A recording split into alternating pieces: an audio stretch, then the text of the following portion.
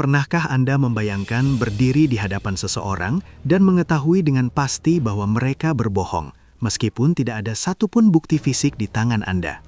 Bagaimana cara mengetahui kebenaran tanpa bukti? Inilah pertanyaan yang selalu menjadi inti dari setiap misteri besar.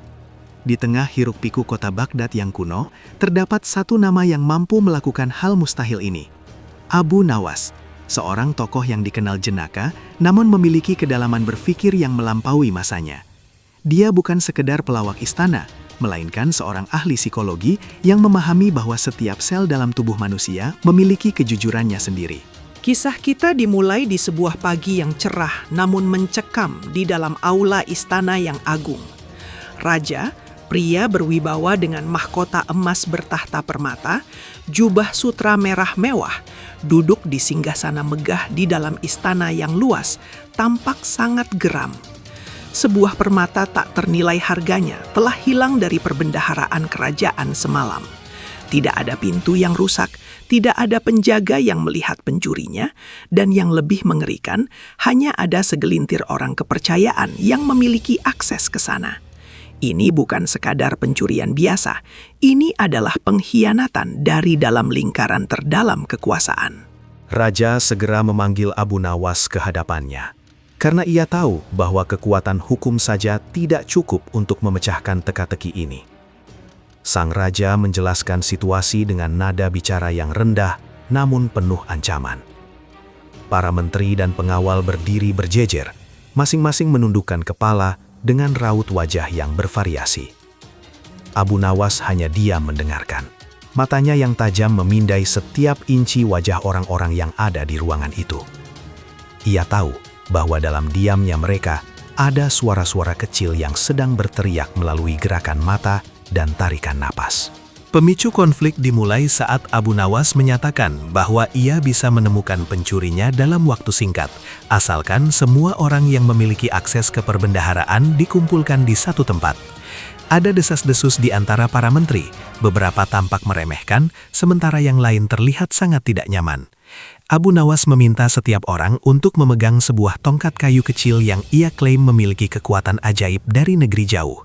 Tongkat ini menurutnya akan memanjang dengan sendirinya jika dipegang oleh orang yang bersalah. Ini adalah gertakan psikologis yang dirancang untuk memancing reaksi bawah sadar. Setelah semua orang memegang tongkat tersebut, Abu Nawas memerintahkan mereka untuk masuk ke dalam sebuah ruangan yang gelap gulita secara bergantian selama 1 menit. Di dalam kegelapan itu, mereka harus memegang tongkat mereka erat-erat dan berdoa. Strategi ini bukan tentang sihir, melainkan tentang menciptakan tekanan mental. Orang yang bersalah akan merasa terpojok oleh kegelapan dan ketakutan akan kekuatan ajaib tongkat tersebut. Disinilah dinamika orang gelisah mulai terlihat, di mana ketenangan mereka mulai runtuh di bawah beban rahasia yang mereka simpan sendiri. Saat proses ini berlangsung, Abu Nawas berdiri di luar dengan tenang, memperhatikan setiap orang yang keluar dari ruangan gelap tersebut.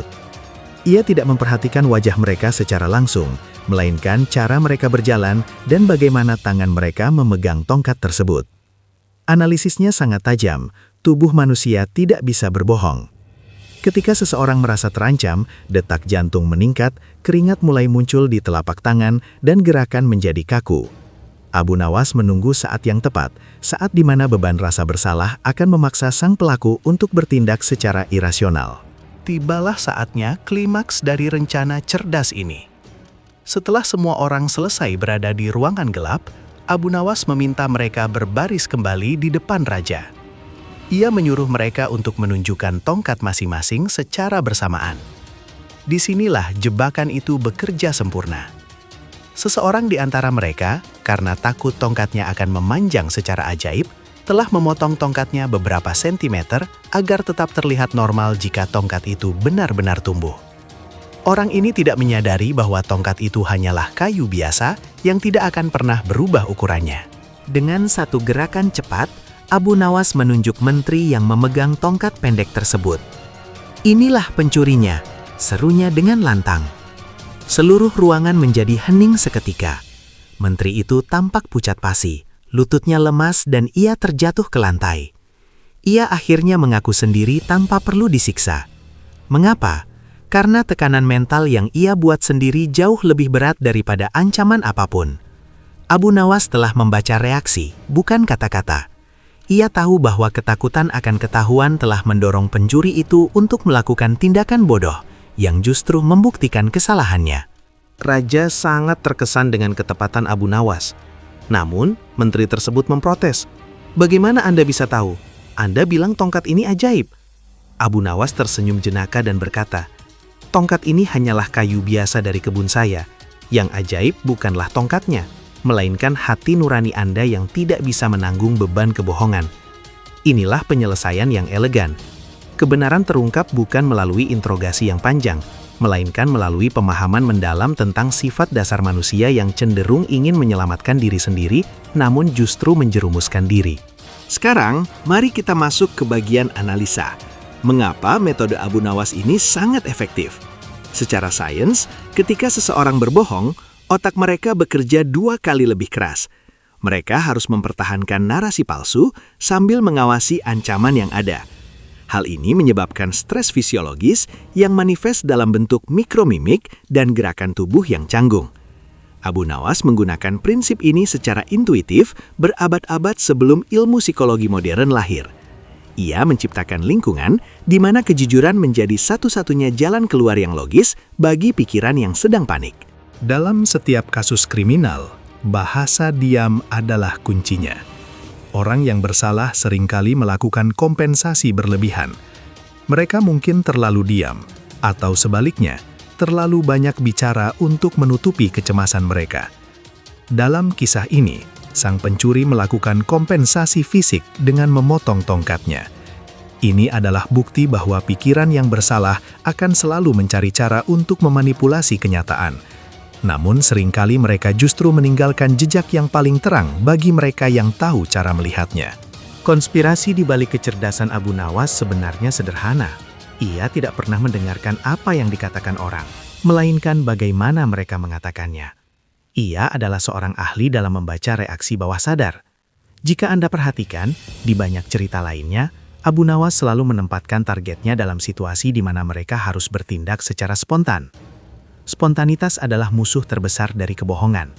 Saat seseorang dipaksa untuk bertindak cepat, topeng mereka akan retak, dan di sanalah kebenaran akan mengalir keluar dengan sendirinya. Pelajaran moral dari kisah ini sangat mendalam. Di dunia modern sekarang, kita seringkali tertipu oleh kata-kata manis dan janji-janji palsu. Kita lupa untuk melihat tindakan dan reaksi yang nyata. Abu Nawas mengajarkan kita bahwa kejujuran bukan hanya tentang apa yang keluar dari mulut, tapi tentang keselarasan antara pikiran, hati, dan tindakan. Ketika harmoni itu rusak, maka seluruh keberadaan kita akan menunjukkan tanda-tanda ketidakseimbangan yang bisa dibaca oleh siapapun yang jeli. Sebagai penutup, kita harus menyadari satu fakta fundamental tentang diri kita sendiri. Manusia memang bisa berbohong dengan sangat mahir. Mereka bisa merangkai cerita yang paling meyakinkan sekalipun untuk menipu dunia. Namun, reaksi tubuh mereka, keringat dingin, getaran halus di tangan, atau sekilas ketakutan di mata, tidak akan pernah bisa berbohong. Reaksi tubuh adalah sisa-sisa kejujuran primitif yang kita miliki sebagai spesies manusia, dan itulah yang dibaca oleh Abu Nawas dengan sangat sempurna. Kisah Abu Nawas ini mengingatkan kita semua bahwa kebenaran akan selalu menemukan jalannya untuk terungkap, seberapa dalam pun ia dikubur. Jangan pernah meremehkan kekuatan pengamatan. Di balik setiap kebohongan, selalu ada jejak yang menunggu untuk ditemukan oleh mereka yang mau melihat melampaui kata-kata. Sampai jumpa di kisah rahasia berikutnya, di mana kita akan terus membedah misteri-misteri besar dari masa lalu yang tetap relevan hingga hari ini. Manusia bisa berbohong, tapi reaksinya tidak.